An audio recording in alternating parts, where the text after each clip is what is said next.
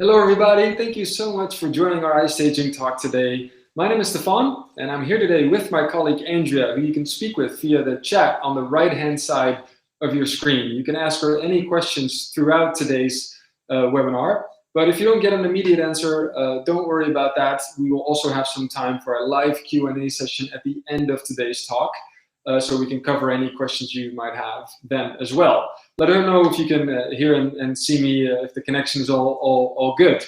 In today's talk, we're going to be talking about how to drive more conversions with a virtual showroom. For those of you who don't know, we at iStaging enable or empower visualization by enabling you to build, create, edit, and ultimately share virtual experiences really quickly and really easily. And when we talk about virtual experiences, we mean things like, for example, virtual tours. We mean virtual showrooms, and even virtual exhibitions and virtual events. But in today's talk, I specifically want to talk a little bit more about virtual showrooms. It should take about 10-15 minutes, and then we'll get into the questions. I also want to say hi to everyone that is joining us via Facebook. Thank you so much for joining us. You can post your questions and comments there as well. Andrea will make sure they'll get to me. So before we get into the value of a virtual showroom for your business, we first need to determine what a virtual showroom really is. And a virtual showroom is basically a virtual space where you can basically showcase your products, your services, do product demonstrations, host live discussions, conferences, company presentations, all in a virtual world. Now, the beauty of a virtual showroom is the fact that the possibilities are endless. They are limitless. You can literally do anything online. You're not limited by the size of a physical space or the design or the location. None of that matters, which gives you unlimited possibilities, and you can be as creative as you want. And I'm going to show you two examples later on what you could potentially do online. But before I do that, let's talk about the value and why you should consider a virtual showroom for your business, what it can do for you, how it can actually help you. And there are 5 key points that I quickly want to cover before I'm sharing my screen. So number 1 is the most obvious one. It opens up a new lead generation channel. Now, in the last year, over a year, it was basically every company or business had to go virtual because it was the only way to be able to connect with, suppliers and partners and customers and potential customers. But when we go back to the physical world, we will be even more integrated. The virtual world will be even more important, even though we sort of go back and it opens up a new channel for you. And that brings me to very nicely into point 2, where you can actually expand your reach, expand to different international markets and international clients. In a virtual show or in a physical showroom, you are actually, limited by the people that can actually show up physically. But internationally, and even in different cities or different states, that is very complicated. And with a virtual showroom, basically you now have the world as a playing field. So that's really important. Now, number 3 is the visualization. Basically, improved visualization of your products and your services, including interaction.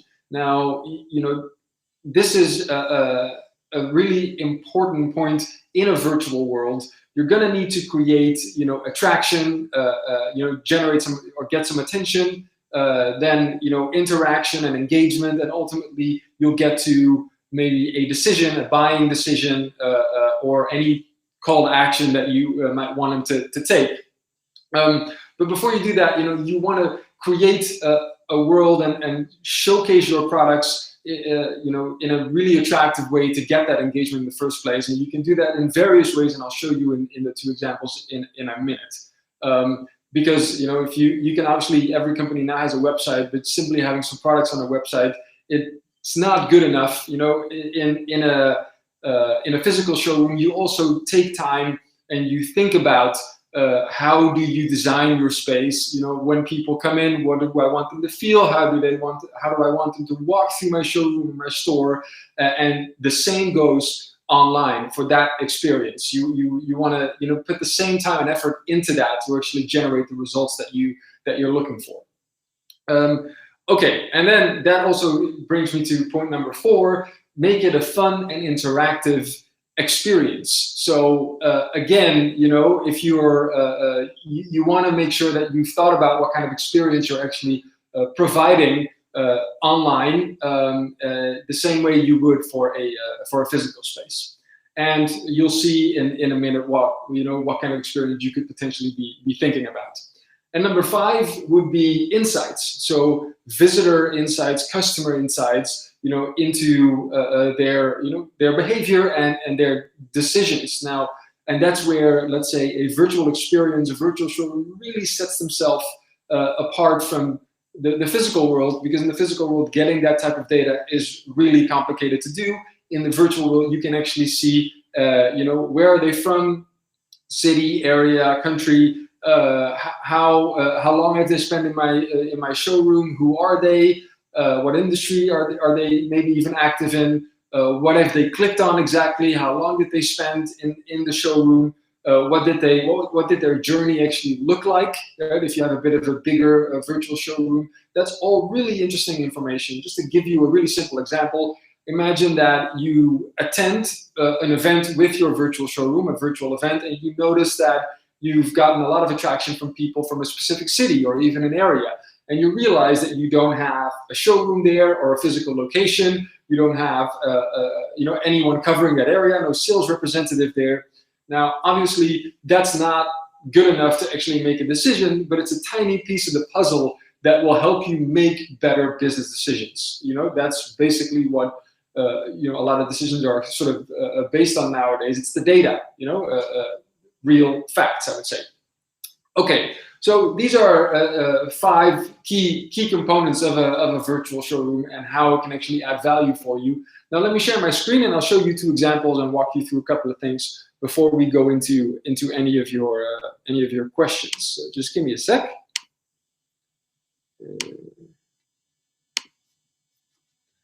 Shouldn't take more than 30 seconds. I want to share with you 2 examples.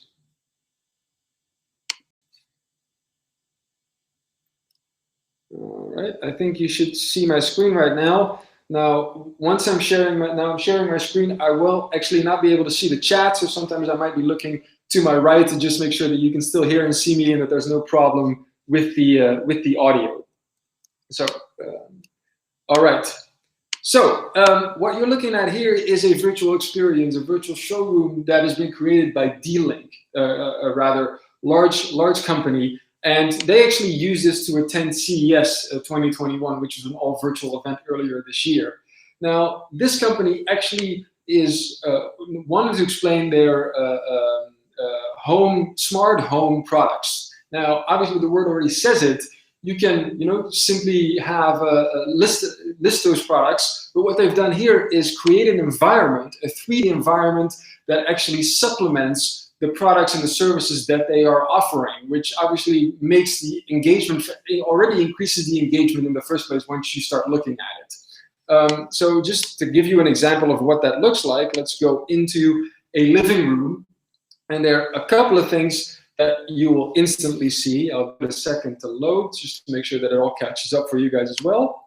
So instantly, once you enter the living room, there are a couple of things that you notice, right? First of all, it's very inviting. It's a very inviting experience. This, by the way, is a 3D rendered experience, which can be done by designers. It can be done by yourself or a team of people that you might have. We can also help with that in case that you want the help. In any case, a super inviting experience, and you can also instantly see all the products that they want to highlight. And it also makes it, very visible that you can instantly click on those products as well. So again, here in this particular case, they've chosen a tag that shows an image of the product, a title, description, and some specifications, but then a button that instantly would link to a product page. with more information. And they've kept that rather consistent throughout the entire virtual experience. So again, when you talk about making it interesting for people to explore, getting that engagement, making a fun and interactive experience, buying experience, or even just, exploring it, and, the visualization of it, we think that D-Link has done actually a really wonderful job. Now, let me just go here and show you one other area here. The same, more of an office area in this case. Again, you can clearly see the products that are actually clickable, that are being highlighted. They've even added a video with a guided tour. If I click on that video, a pop-up window, an embedded video actually shows immediately where they walk you through the experience and actually provide you with more information. So that's a really wonderful way of adding something interactive into it. A video that instantly plays there as well. And for example, here you would have a little memo with just a description. So there are various ways of displaying this. It can be done with videos and PDF files and documentation and other URLs and anything that you could possibly think of, basically to create the experience that you're looking to create. Now, even though this is fantastic, I want to show you another one that actually goes to another point that we're making, which is really important in a virtual experience, and that's the interaction, which is, I think, what most companies are struggling, have been struggling with in the digital world, in the virtual world. How do I connect with a person? Because right now it's just a sort of a lonely experience, almost, you would say, if I'm exploring this, right? The next step would be, how can I easily connect with someone on the other side, which you would do in either a showroom or a store or even at an event. So I want to give you an example of some of the possibilities that you can do in this virtual experience. And this is a company called Laybrook Care that attended a disability event not too long ago. And instead of the experience that D-Link actually created, what they did here is basically simply chose a booth, because it was part of an event to say, we want to have a virtual booth, and we'll then design that with all of our products and information and everything here. Now, they've done a wonderful job with that. And a couple of things in terms of interaction that I want to highlight. Now, number one is here a chat function, right? Really easy to say, hey, everyone knows what a chat button looks like. Instantly, I know I can talk to Michael Harrison. He happens to be online right now. You can instantly message someone. That's already a very good first step. Now, secondly, you can have any type of calendar integrated within your virtual experience. In this case, a simple calendar that says, hey, I want to book a meeting, right? If I need to talk one-on-one, tomorrow or at a time that is convenient for yourself, basically, that is a possibility. But what is really important is stuff like this here that you can see here, a live presentation. So on the day of the event, they actually had live presentations throughout the entire day, and live demonstrations and product launches that you could do. So first of all, that instantly enables people to actually, feel like, okay, there's someone on the other side, there's someone in this booth. Secondly, people will return to your virtual experience, your virtual showroom or your virtual booth, throughout the day, which obviously is very, very good. Now, if you are doing, and at the same time, you can also set up some sort of a discussion table, linking to Zoom or to Microsoft Teams. Just a quick tip: if you're doing an event, then usually at an event you're always there. There's always someone at the booth, one or two people that are actually there throughout the day. Now, if you're at a virtual event, the same thing should happen. If you put all of this effort into it, but you're not actually there to sort of experience or to be there to help people that are actually visiting your booth virtually, then it's almost a little bit of a waste of effort. So what you could do then on that event day is simply make a link like they did here, but chat with us now or chat live or ask a question that links to Zoom or Teams or Google Meet, and instantly you would open a window that then where you can immediately talk to someone. That is literally with the click of a button, you'll have that human connection that everyone I think is looking for, especially after times like these where that has become very very challenging. So that connection is really important to make sure that you've got all of the elements to actually ultimately get some sort of a conversion, right? Get the attention, get the attraction, then the engagement, then the interaction, and ultimately that leads to some sort of a call to action, hopefully, and a conversion. But you need to have all of those components the same way you would in the physical world. And in the virtual world, this is even more important because the attention span is even shorter. Like in a physical environment, you would have, I would say, a couple more seconds to get someone's attention. But in the virtual world, it's literally just scrolling. And if in 2 seconds I don't see something that engages me or that is some sort of interest, I leave. So, put that effort into it, and we see the more effort companies have put into their showroom, the more they actually get out of it, right? Also in terms of promotion afterwards, once you build it, right? Again, we are here to help you to say with our platform, for example, if you would use iStaging to create an interactive and a really immersive experience, but then it's up to you to take that experience and take advantage of it, obviously, because otherwise that would be such a waste of effort. The more you put into it, the more you 100% get out of it. I see that I've been talking for about 15 minutes now, so let me just go here and end sharing my screen. All right, very good. Give me 1 second, guys. I'll just close these tabs. All right, so I want to hear some questions from you guys. If there are any questions, I would love to hear some. If you don't have any questions, I also would love to hear, what you guys are doing, what kind of industry you're active in, anything really. We'd love to hear, your thoughts on virtual showrooms or, how it can be used in different industries. Hopefully today you've had, 2 completely different, companies, and you've seen what they've done. But in both cases, you saw they've put a tremendous amount of effort in building it in the first place. And that was the very first start to ultimately, get them the results that they were looking for. And we've had, many more examples. I can show you 100 or 1,000 more of these. And for every one of them, they have something fun and cool to share and to showcase. And it truly makes a difference. For example, if you're talking about just joining a virtual event, then having just a web page, it just doesn't do it for for almost everybody. I mean, who really wants to go scroll through a bunch of pages to learn more about a company? If they've actually built something this immersive and this cool, I would be willing, and I would want to explore more and spend more time there. So yeah, that's some of our thoughts in this area. But it's not just that, right? So it's a combination of all the factors that I've mentioned just towards the end of the talk just a minute ago. I'll give it a couple seconds to see if there's anyone that wants to ask a question or say anything or comment, or if there's anything that you guys want to learn in some of the next webinars that we're going to do. I see 2 questions, I think. Number 1, does iStaging have a member system, login, privacy?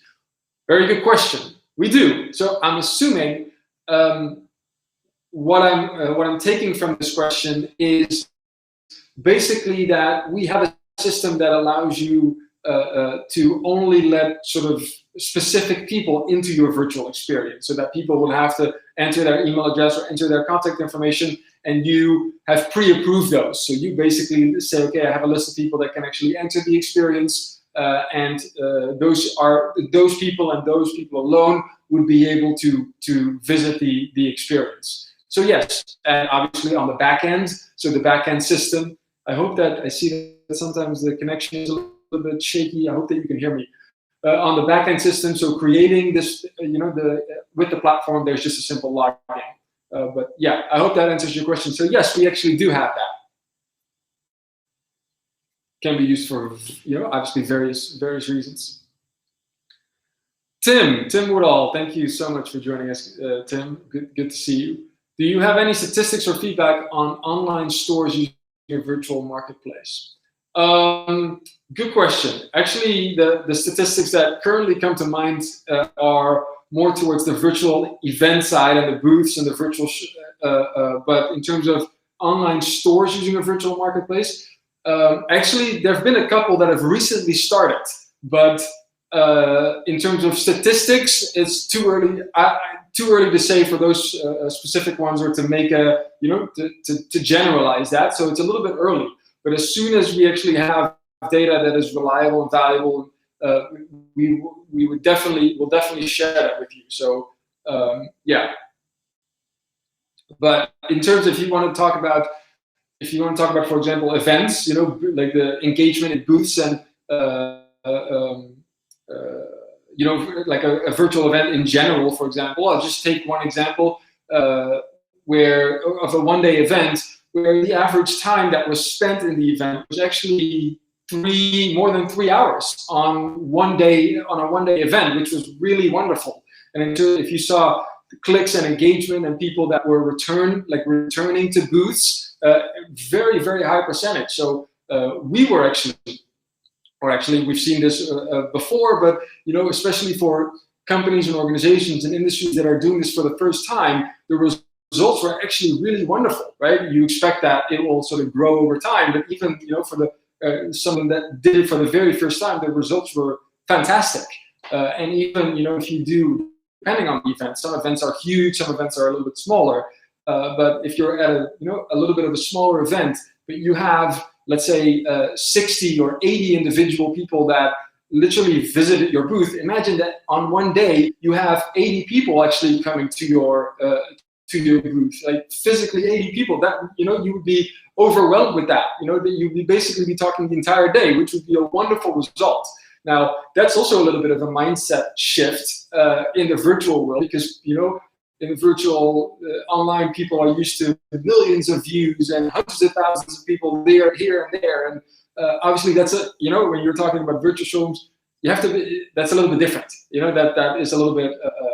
It's not the same thing. You have to think of that as actual, people that are visiting are genuinely interested in what it is that you're offering and want to learn more. And then suddenly, if you realize that, you're like, wow, that actually is fantastic. So I hope that gives you a little bit of insight, or a little bit. I hope that you could hear me, because I see that the connection on my screen is sort of a little shaky. So I hope that was clear and it gives you. But if there's more information to share, more statistics to share in terms of a virtual marketplace, 100% we will let you know, Tim. I'm sure that you've been in touch with Andrea, so she'll let you know. All right. Are there any other questions? Is there anything that we can help you with? Now, if you're already with iStaging, that's great.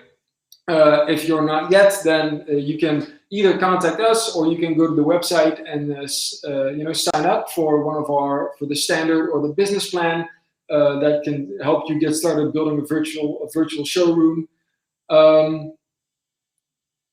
And I see that someone else is typing, so I'll give it a sec. But I want to thank you all very, very much for joining us today. I hope that you thought it was valuable, that there was some interesting information and some interesting tips. It does take the fact is, it does take a little effort to make something happen, right? To actually get the results you're looking for. But anything that you do takes effort, right? Even in the physical world, it takes tremendous effort to make something happen for you. So in the virtual world, it's the same thing. I see one more question from Tim that I'll answer. Are you planning to have a webinar that shows the process to build a virtual space? That's a very good one. We haven't scheduled that particular one yet, but yes, we can 100% do that. When you say the process to build a virtual space, so you're really looking for tips on, for example, one of the experiences that I showed today, how do I go from nothing to that? I'm assuming that's what you want, right? That's what you're looking for. So on the platform, where do I go? How does it work? How do I add certain things? What are some tips and tricks on creating an experience? I'm assuming that's what you're looking for. Yeah, all right, great, yes, perfect. Yes, that's a wonderful thing. Actually, we have been thinking about that, because now we've been talking about the end result, but I think we should take sometimes a step back and actually show the platform and how it works to help you get started and see how easy it can be once you get to know it a little bit. So yes, we'll definitely put that on the calendar, Tim. Absolutely.